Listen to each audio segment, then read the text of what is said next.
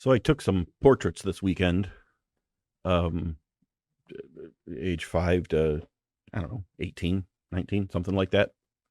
It's all performers, all um, piano, guitar, violin, vocals, ukulele. Maybe there might have been some. Those were the biggies. A lot of kids. I personally, I shouldn't say this out loud. I was much happier with the portraits I took this time than I took last time at this particular event. I just really liked the ones this time.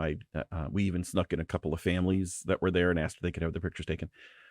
The reason I bring that up, taking portraits, is because then yesterday someone asked me a question about an event that they're planning for next year.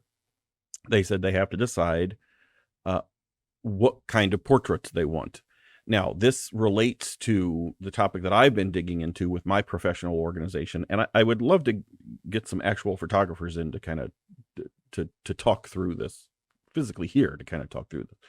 But I've been reaching out and getting some feedback, and I'll go into that at some later time because I have been finding out some information that there's a little bit out there that we can kind of pull some people together and build upon. So I am working on that. But this person's question, to get back to that, now that I'm a minute and a half in, was that they've had portraits taken 3 different ways. Now, this is an organization of all men, so maybe that makes it a little bit different. Although I will tell you, as much as we all think that this hits women and the young girl segment of women harder, and it does. I keep telling y'all, men are just as twitchy. They've had their pictures taken by a photographer who is very 7-foot soft light source, twist this way and that way to make everything go tight. So there is no shadow, no wrinkle, no nothing. Everybody looks photo touched without even photo touching, because that's the way this person likes to shoot. Then they've had portraits taken by someone who's more in line with what I would typically shoot, maybe a little even further beyond where I would typically shoot. Very, very hard light. You see everything, but very well done. Okay, so very well done soft light, very well done hard light. I tend to like a little bit of depth and shadow, and I tend to like some, visual idea of who the person is that I took a picture of. So I probably fall somewhere in the middle there.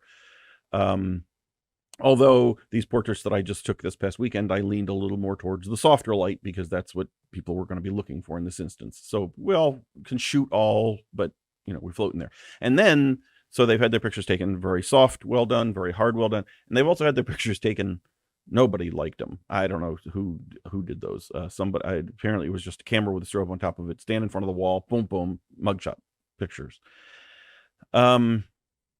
Which is fine if that's the style you're looking for. My understanding is nobody was really thrilled with those.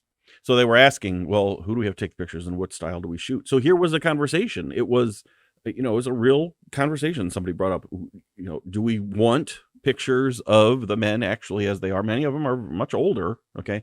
Actually, as they are, do we really want to push that soft, huge light source, photo touched look? So a couple of things. This isn't a conversation that only takes place during women. I mean, I think everybody knows that, but we all know that it hits women hard. Society has come down harder on women and pushed them further into the unrealistic expectation.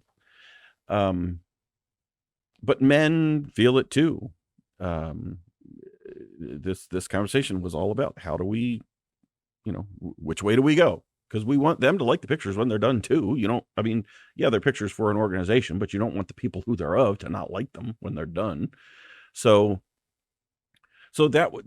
I do have information. I will do in another from my professional organization and some people that I've heard back from about very small segment of the industry out there that not only about pre and post pregnancy, but other just in general, particularly if someone's had an accident or surgery or something like that. But there's an whole industry saying, look, be you and appreciate you. And, because we do, so you should. I think that's kind of the message. So anyway,